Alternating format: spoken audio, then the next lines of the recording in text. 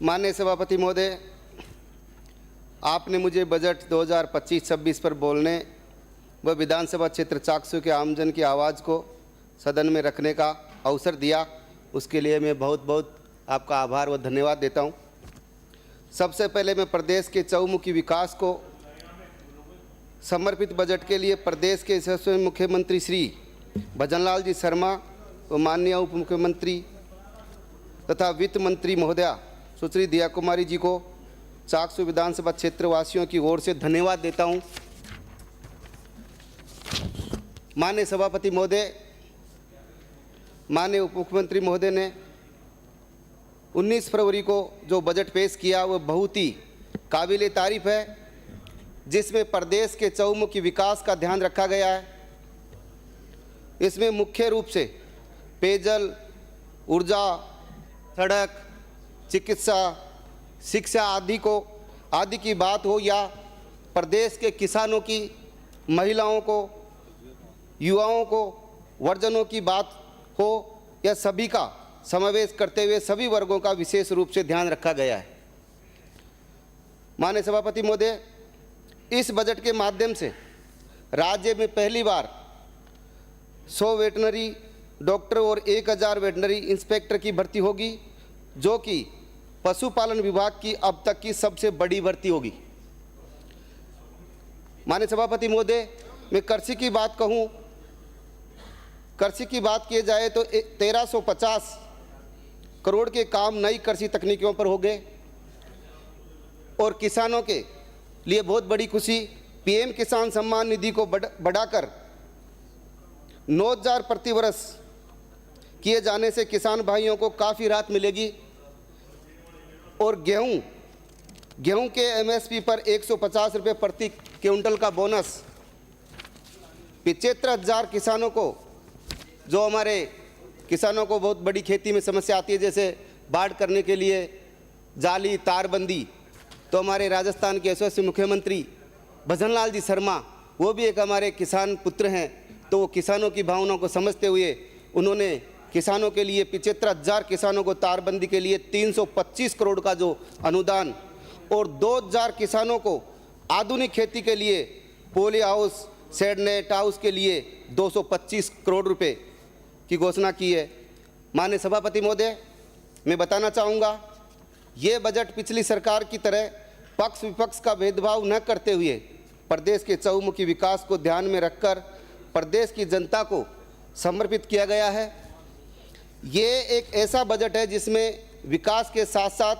प्रकृति का भी विशेष ध्यान रखा गया है। माननीय प्रधानमंत्री जी द्वारा प्रारंभ किए गए अभियान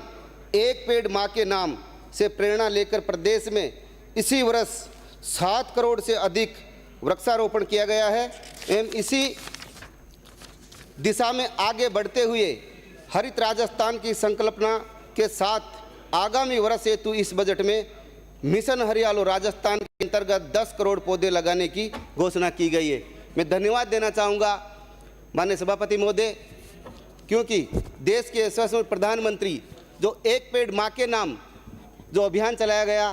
क्योंकि जिस पेड़ को हम लगाते हैं और उस पेड़ का नाम एक पेड़ माँ के नाम रखा कि माँ को कभी भूल नहीं सकते, क्योंकि माँ जीवन में एक बार मिलती है जो हमें जन्म देती है।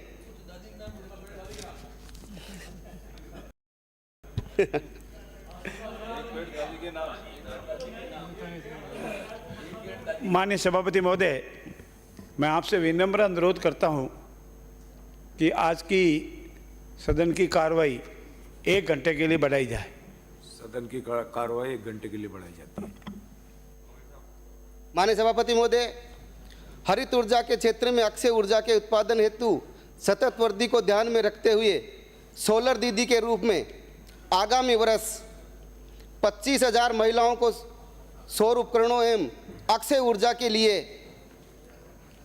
प्रशिक्षित किया जाएगा, जो हरित ऊर्जा के साथ साथ महिलाओं को आत्मनिर्भर होने में भी सहायक सिद्ध होगा। माननीय सभापति महोदय, मैं धन्यवाद देना चाहूँगा माननीय मुख्यमंत्री महोदय जी को एवं वित्त मंत्री महोदय को, जिन्होंने राजस्थान बजट 2025-26 में चाकसू विधानसभा क्षेत्र को भी कई सौगातें दी है। रोडों के लिए 70 करोड़, कम से कम 70 करोड़ रुपए का बजट, और चाकसू विधानसभा क्षेत्र के कोटखावदा में कन्या महाविद्यालय, खेड़ापति बालाजी भोमिया जी मंदिर के लिए, जीर्णोद्वार के लिए बजट घोषणा, चाकसू में अतिरिक्त जिला एवं सेशन न्यायालय की स्थापना, चंदलाई बांध के लिए दोनों तरफ कंक्रीट वाल निर्माण के लिए बजट घोषणा। उक्त विकास कार्यों के लिए मैं माननीय मुख्यमंत्री महोदय एवं साथ ही माननीय वित्त मंत्री महोदय को आभार प्रकट करते हुए और धन्यवाद देता हूं। चुनावी वादे उनके पूरे नहीं होते जिनके नेक इरादे नहीं होते। अपना नेक इरादा है, सर्वगुण विकास का वादा है। माननीय सभापति महोदय, अब मैं बजट भाषण में विकास को प्राथमिकता देते हुए मेरे विधानसभा क्षेत्र चाकसू के आमजन की विभिन्न समस्याओं एवं मांगों को दृष्टिगत रखते हुए माननीय वित्त मंत्री महोदय से निम्न मांगों को बजट एवं मुख्यमंत्री महोदय से निवेदन करता हूं कि विधानसभा क्षेत्र चाकसू के उपखंड माधोराजपुरा में शिक्षा की दृष्टि को देखते हुए वह एक भी राजकीय महाविद्यालय नहीं है, तो एक महाविद्यालय माधोराजपुरा में खोलने हेतु मैं आपसे अनुरोध करता हूं। दूसरी मांग मेरी एक, सीतापुरा से चाकसू तक निरंतर औद्योगिक क्षेत्र विकसित होने के कारण लोगों की नियमित आवाजाही को ध्यान में रखते हुए अम्माबाड़ी से सीतापुरा मेट्रो के द्वितीय फेज को विस्तार देते हुए मेट्रो को चाकसू तक संचालित किए जाने की मैं कार्य योजना बनाने का अनुरोध करता हूं, क्योंकि सीतापुरा और चाकसू में कोई ज़्यादा दूरी नहीं है,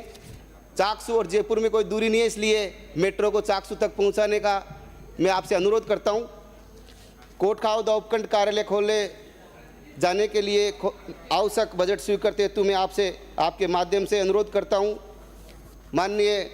सभापति महोदय, आपने मुझे बजट 2025-26 बोलने का और विधानसभा क्षेत्र चाकसू की जनता की ओर से अपनी बात रखने का मौका दिया, उसके लिए मैं आपका बहुत बहुत आभार, बहुत बहुत धन्यवाद। जय हिंद, जय भारत।